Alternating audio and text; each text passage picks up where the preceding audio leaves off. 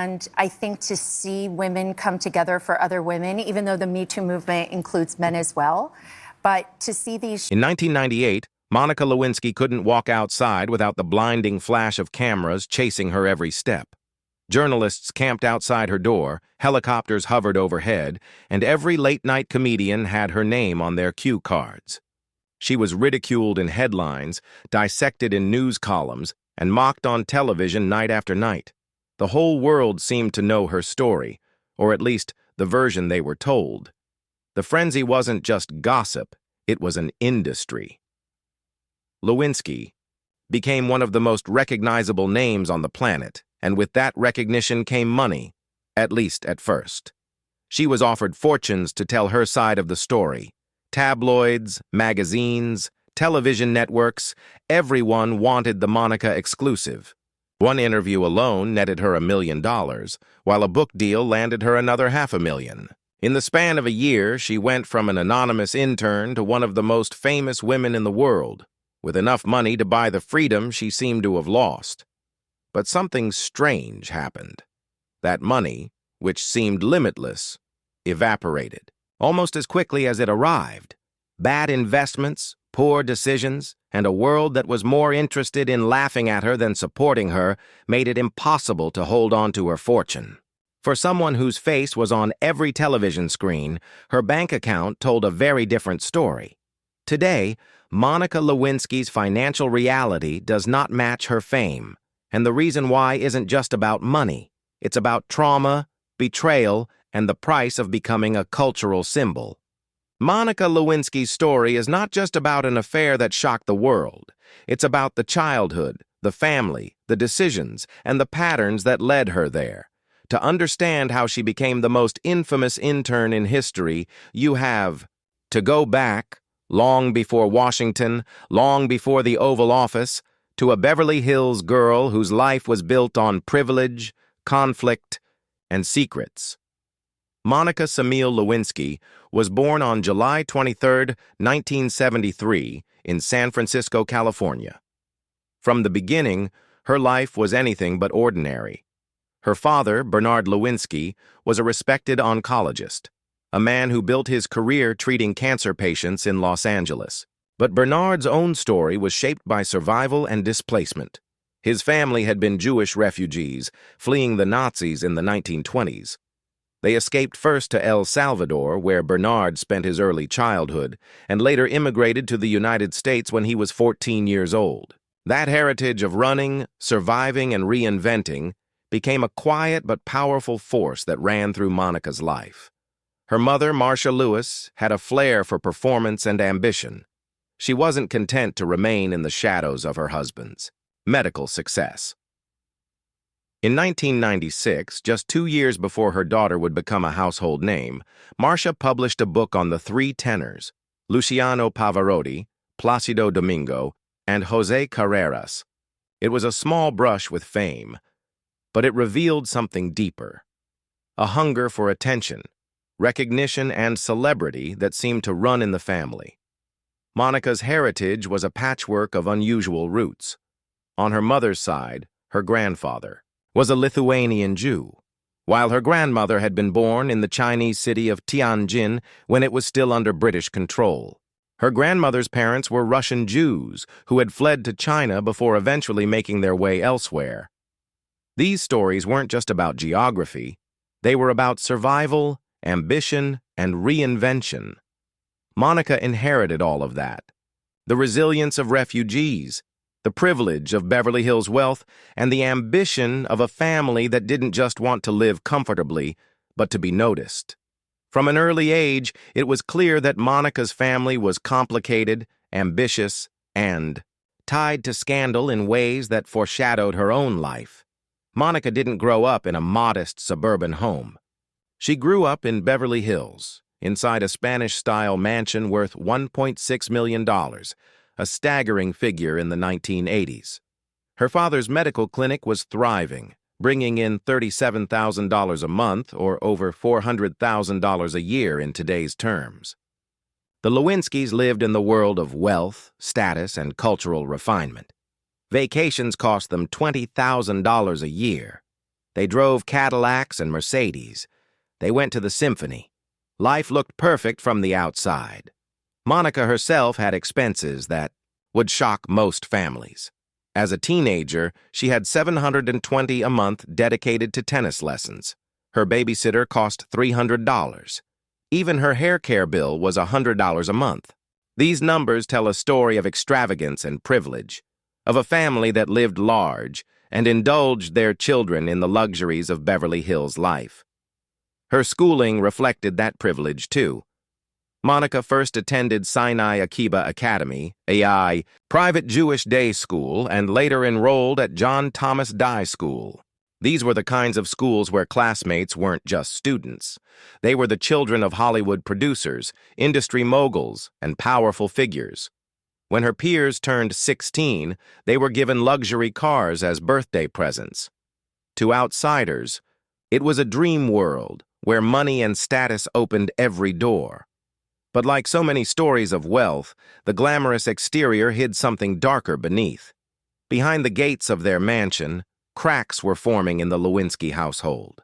What looked like stability was actually collapsing. And for Monica, those cracks weren't just the backdrop of her adolescence. They were the fault lines that would shape her adulthood. The breaking point came when Monica was just 14 years old. In 1987, her parents' marriage imploded in a bitter and violent divorce. What unfolded was not a quiet separation. It was a war. Marcia accused Bernard of infidelity, claiming he was buying gifts for his mistress from Tiffany and Louis Vuitton. Arguments between them turned explosive. Bernard would shout at Marcia, sometimes in front of the children, calling her names like, "You're a moron." At the dinner table, he went so far as to ban the children from speaking. Silence became a rule, not a choice. The emotional damage was profound. Therapy became a lifeline, but even that was overwhelming. The family's therapy bills soared to $1,800 a month. Monica herself had sessions that cost $700 at a time. She later admitted in a taped conversation, "I was brought up with lies. I have lied my entire life." That confession wasn't just about childhood fibs. It was about growing up in an environment where dishonesty, betrayal, and emotional manipulation were the language of survival. For Monica, the chaos of her family home planted a dangerous seed. She learned early that love could be intertwined with pain, that power could be mixed with dishonesty, and that secrets were part of everyday life. It was a distorted foundation, one that made her vulnerable to patterns she would later repeat in devastating ways. Monica found her first escape in the theater. At school, she joined the drama department and threw herself into acting. For a time, the stage gave her a sense of belonging, a way to create a life outside the storm of her family. She joined a close-knit drama group that felt like a second family. But then tragedy struck. Her beloved drama teacher died by suicide, shattering the sense of security Monica had built in that community. The loss hit her deeply, and she decided to leave Beverly Hills High, transferring instead to Bel Air Prep. It was a school with a reputation for taking in wealthy but troubled kids, many from broken or chaotic homes. Bel Air Prep was small, only 7 seniors in Monica's graduating class. But it gave her space to reinvent herself. She immersed herself in choir, art, and drama, becoming a standout student. By graduation, she was named valedictorian. Her yearbook hinted at her ambitions and contradictions. She quoted Ezra Pound, the modernist poet, alongside Dr. Seuss, the whimsical children's author. It was a blend of intellect, playfulness, and longing for meaning. Her classmates predicted she would be famous one day. They were right. But none of them could have imagined the kind of fame that awaited her. At 19, Monica entered into a relationship that revealed a dangerous pattern. She began a 5-year affair with her former high school drama teacher, Andy Blyler. He was 40 years old, married, and a father. Monica followed him to Portland, Oregon, where she attended Lewis and Clark College. Incredibly, Andy moved his entire family there as well. The relationship was twisted. Monica became friends with Andy's wife, all while babysitting their children and continuing a secret affair with him. To outsiders, it looked like loyalty, but underneath it was a dangerous blend of deception, risk, and obsession. Blyler's lawyer would later describe Monica as someone who was obsessed with sex and had a tendency to exaggerate stories, to make herself seem more important. Whether fair or not, the description pointed to a troubling pattern. Before leaving for Washington, D.C., Monica made a comment that revealed both her boldness and her vulnerability. She told the Blylers, "I'm going to the White House to get my presidential knee pads." It was half joke, half confession, and entirely foreshadowing. Even after she began her infamous relationship with President Clinton, Monica kept in contact with Andy. She would call him up to 5 times a day, venting about her frustrations. She told him that Clinton only wanted oral sex, confiding her disappointments while still trying to hold his attention. The pattern was becoming clear. Monica was drawn to older, powerful men, men who were married, men who carried danger, men who represented both validation and risk. It wasn't just about love, it was about chasing power, filling emptiness, and repeating the chaos she had grown up with. By the mid-1990s, Monica Lewinsky had landed an internship at the White House. It was a dream opportunity for a young woman. From Beverly Hills, a chance to be close to power at the highest level. But that dream quickly spiraled into something far more complicated. When she caught the attention of President Bill Clinton, it set off a chain of events that would change both their lives forever. Their relationship began in secrecy, hidden, behind the walls of the most powerful office in the world. For Monica, it was the ultimate extension of her pattern, an affair with the most powerful married man in America. What started as flirtation turned into a sexual relationship, though. By her own accounts, it was limited primarily to encounters in which Clinton sought oral sex. Monica felt both special and disposable, caught between the intimacy of private moments and the coldness of a man who had an entire country to run. But secrets never stay buried in Washington. Rumors spread, investigations began, and soon, Monica Lewinsky found herself at the center of the biggest political scandal of the decade.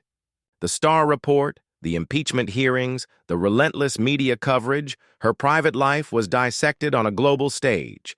For the public, it was entertainment. For Monica, it was devastation. Monica Lewinsky's name became a punchline. Late night. Comedians turned her into a running joke. Strangers felt entitled to judge her, mock her, and reduce her identity to a single act. She was no longer Monica Lewinsky, the Beverly Hills girl with dreams of theater and art. She was Monica Lewinsky. That intern, the offers of money couldn't heal the damage. The million-dollar interviews, the half-million book deals, they came and went, but they didn't bring her peace. The wealth evaporated, the fame remained, but it was toxic, suffocating, and inescapable. Today, Monica has rebuilt parts of her life. She has become an activist against cyberbullying, using her own story as a warning about public shaming. She has spoken openly about the trauma she endured, about the humiliation that never fully disappeared. Her life is a reminder that scandals don't just end when the headlines fade. They live on in the lives of the people who lived them. And that's the irony of Monica Lewinsky. She grew up in privilege, but was broken by chaos. She chased love, but found betrayal. She became famous, but not for the reasons she hoped. Her name is unforgettable, but her fortune disappeared. Monica Lewinsky is more than a scandal. She is the story of how power, pain, and survival can twist together, and how a young woman raised in privilege became a symbol of shame in the world's eyes. Monica Lewinsky wasn't just part of a scandal. She became the scandal. By 1998, her name was everywhere. Every late-night comedian mocked her. Newspapers printed her face daily. For millions of Americans, Monica wasn't a person anymore. She was a symbol, a punchline. Tabloids exaggerated every detail. Talk shows debated her morality. Strangers felt entitled to dissect her private choices. She was followed relentlessly by paparazzi. Every outfit she wore, every pound she gained or lost, every gesture she made was analyzed as if it carried national importance. The humiliation wasn't private, it was global. At just 24 years old, Monica Lewinsky was arguably the most famous woman in the world, but for all the wrong reasons. She hadn't won awards, she hadn't broken barriers, she hadn't achieved her dreams. She was famous for an affair, infamous for being exposed and trapped in an identity she never chose. Monica later described the experience as surviving the unimaginable. The scandal wasn't just about Bill Clinton, it was about her body, her choices, her mistakes. And unlike him, she didn't have a political machine or an army of supporters defending her. She was alone, young, and drowning in ridicule. When the scandal reached its peak, Monica had no choice but to leave Washington. Returning to normal life wasn't an option. Her name carried too much baggage. Her job opportunities evaporated. Companies didn't want to be associated with her. Former friends drifted away. Money had once poured in through interviews and book deals, but it didn't last. The $1 million interview was spent quickly. The publishing deal gave her a short burst of income, but there was no follow-up. She tried to launch her own handbag line in the early 2000s, hoping to reinvent herself as an entrepreneur. For a time, it showed promise. Her designs even landed in luxury department stores like Henri Bendel, but soon sales dropped, the buzz faded, and the business folded. Monica kept trying to reinvent herself, working as a TV personality in the UK, dabbling in documentary projects and exploring different ventures. But each time, her name overshadowed her efforts. No matter what she did, the world only saw that intern. By her own admission, Monica struggled with depression and isolation during these years. She lived in different cities, tried to escape her past, but it followed her everywhere. It took more than a decade for Monica to begin reclaiming her story. In the 2010s, the world began to shift its view. Social media exposed the cruelty of public shaming, and suddenly her experience looked less like scandal and more like injustice. Monica embraced this change. She became an outspoken critic of cyberbullying, using her own story as a case study in how public humiliation destroys lives. Her TED Talk, The Price of Shame, went viral, resonating with a new generation who understood the cruelty of online mobs. She began writing essays, giving speeches, and partnering with organizations that focused on compassion and mental health. Instead of being a passive victim of history, Monica repositioned herself as a voice for survivors of public shaming. She made it clear she wasn't just a scandal. She was a person who had endured and learned. In interviews, she admitted the scars never fully healed, but she also insisted she wouldn't let her story be defined entirely by pain. For the first time in decades, Monica Lewinsky controlled her own narrative. Today, Monica Lewinsky is more than just a historical footnote. She has become a case study in how society treats women, power, and scandal. In the 1990s, she was mocked endlessly, while Bill Clinton's political career survived. But in the 2020s, the culture shifted. Documentaries, podcasts, and books have reframed the scandal, not as a salacious affair, but as a story about power imbalance, gender double standards, and the cruelty of media culture. Young people who weren't alive in 1998 now see Monica not as a punchline, but as a survivor. She has been invited to produce TV series, consulted on dramatizations of the Clinton scandal, and recognized as a cultural voice. The irony is that it took decades for the world to see Monica as a human being rather than a scandal. Her story, once a source of shame, is now a lens through which we understand the dangers of public humiliation, the abuse of power, and the resilience of survival. After the frenzy of the late 1990s, Monica Lewinsky disappeared from the spotlight, not because she wanted to, but because she had no choice. Every attempt to live a normal life was crushed by the weight of her name. Applying for jobs meant facing judgmental glances. Even if she was qualified, employers hesitated. Hiring Monica Lewinsky meant inviting controversy. For years, she lived in a kind of exile. She traveled abroad, spending time in London and New York, trying to build a new identity where her name wasn't instantly recognizable. But no matter where she went, whispers followed. The internet made it impossible to escape.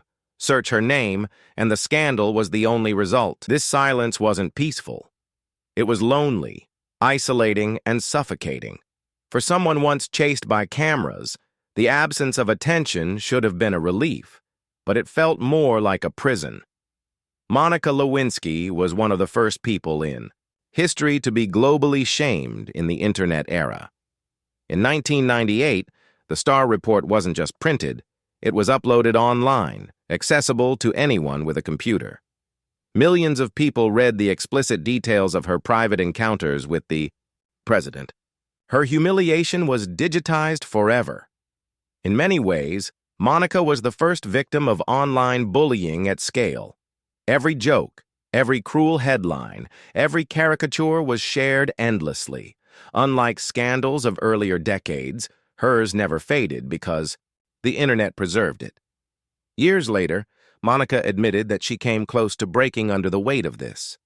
She said there were times she didn't know if she could survive another day of being the most humiliated woman in the world. It was only with time that she realized her suffering could help others. Her story became a warning about what happens when the internet becomes a weapon. Even in exile, Monica's family cast long shadows. Her parents had always been ambitious, dramatic, and complicated. The divorce had left scars that never healed. While both parents supported her in different ways, the chaos of her childhood never truly disappeared. Her father's wealth and status had once protected her, but now it couldn't shield her from the global storm. Her mother, who once chased her own taste of fame, found herself in the strange position of defending a daughter who had become infamous. The family's internal fractures mirrored Monica's own struggles. Loyalty, betrayal, love, and secrecy were themes that repeated across generations. What she endured publicly was an echo of what she had lived privately as a child. In the early 2000s, Monica tried again and again to live a normal life. She moved to London and pursued a master's degree in social psychology at the London School of Economics.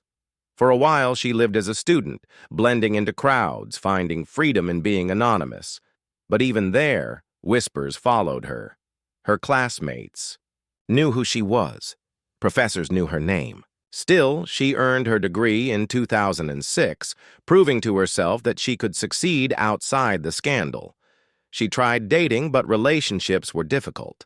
Every potential partner had to live in the shadow of her past. She admitted in interviews that she longed for marriage and children, but opportunities slipped away. Some men fetishized her fame, others judged her for it. Genuine connection was rare. She once said, "I'm probably the only person in the world who can date someone and have the whole planet know what kind of sex I like." It was said half in humor, half in pain, but it captured the reality of her life.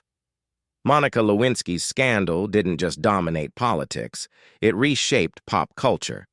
Her name appeared in rap lyrics, television skits, and comedy routines. To some, she became a metaphor for scandal itself. Even years later, her name was shorthand for infidelity, power imbalance, and tabloid obsession. But as time passed, culture began to rethink. The Me Too movement in the 2010s forced society to reconsider how women had been treated in past scandals. Suddenly, Monica's story looked different.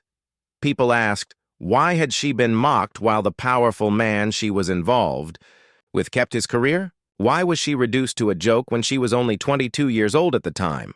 Documentaries and dramatizations revisited the Clinton scandal with new eyes. Younger generations, who hadn't lived through 1998, were shocked by how cruelly Monica had been treated. What once was comedy now seemed cruel. What once was scandal now looked like abuse. Monica Lewinsky went from punchline to case study, from tabloid shame to cultural reckoning. Behind the closed doors of the White House, Monica Lewinsky lived a life few could imagine. She was just 22 when her relationship with President Bill Clinton began. To her, it felt thrilling, dangerous, yet validating. He was the most powerful man in the world, and she was the young woman who had his attention. But the reality was more complicated than fantasy. Their encounters were secret, rushed, and often one-sided. Monica wanted intimacy, romance, and validation. Clinton, by her own admission, wanted something else, control without consequence. She confided to friends that she wished for more, but instead she was kept as a secret. This imbalance of power, the world's most powerful man and an intern, desperate for recognition, was something the public ignored in the 1990s. But today, it's seen for what it was, an abuse of imbalance, if not outright exploitation. For Monica, the relationship blurred the line between love and manipulation. If the scandal had stayed private, Monica Lewinsky's name might never have left Washington, but it wasn't the press who exposed her. It was her own friend. Linda Tripp, a co-worker at the Pentagon, secretly recorded Monica's phone calls. Day after day, Monica confided in Linda about her relationship with Clinton, her excitement, her doubts, her fears. What Monica didn't know was that every word was being taped. When those tapes were handed to investigators, Monica's private thoughts became evidence. Her secrets became public property. For Monica, the betrayal was devastating. She hadn't just lost her privacy, she had been sold out by someone she trusted. Linda Tripp justified it by saying she wanted the truth exposed. But to Monica, it was treachery of the deepest kind. It was one of the reasons her humiliation became so global, so permanent. Of all the details in the Clinton scandal, none became as infamous as the blue dress.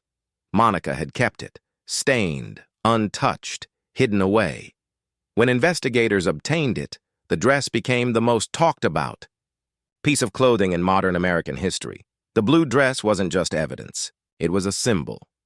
For prosecutors, it proved the affair was real. For comedians, it was a never-ending punchline. For Monica, it was the ultimate invasion of her private life.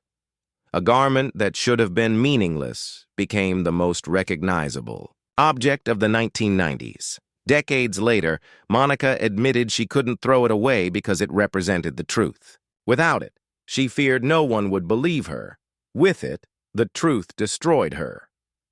The Clinton-Lewinsky scandal exploded into the biggest political crisis in decades. Independent counsel Kenneth Starr released his report, detailing in explicit language the encounters between the president and the intern. The document wasn't just handed to Congress, it was published online for the world to read. Suddenly, Monica's private life became global entertainment. Millions of Americans logged on to the early internet to read about her most intimate moments. Late-night shows tore her apart nightly. Politicians used her name as a weapon. Bill Clinton, meanwhile, stood before the nation and declared, "I did not have sexual relations with that woman, Miss Lewinsky." The line became iconic, repeated endlessly on television. But when the truth came out, it was Monica, not Clinton, who bore the brunt of the shame. Clinton faced impeachment but survived. His approval ratings rebounded. He left office with his legacy bruised but intact. Monica left Washington as the most humiliated woman in America. After the impeachment storm passed, the world moved on, at least for everyone else. For Monica, the scandal never ended. She tried to start over. She appeared in a few interviews, launched a handbag business, and even tried her hand at reality television. But no matter where she turned, the shadow of the scandal followed. In her 30s and 40s, Monica largely withdrew from public life. She moved between cities, including New York and London, living quietly, avoiding attention. For most of that time, she remained single. Friends said she struggled with depression and loneliness. The dream of a normal life, marriage, children, stability, felt just out of reach. Monica later admitted that she had lived half a life because the scandal had taken so much from her. By the 2010s, the internet had created a new culture of public shaming. Teenagers were bullied online. Strangers were ruined by viral mistakes. And suddenly, Monica Lewinsky's story didn't feel like ancient history. It felt like prophecy. She re-emerged with a new purpose, to speak about shame.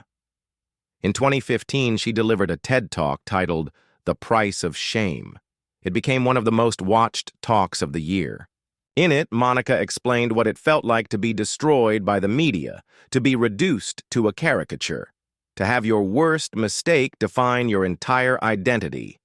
For the first time, people listened with compassion.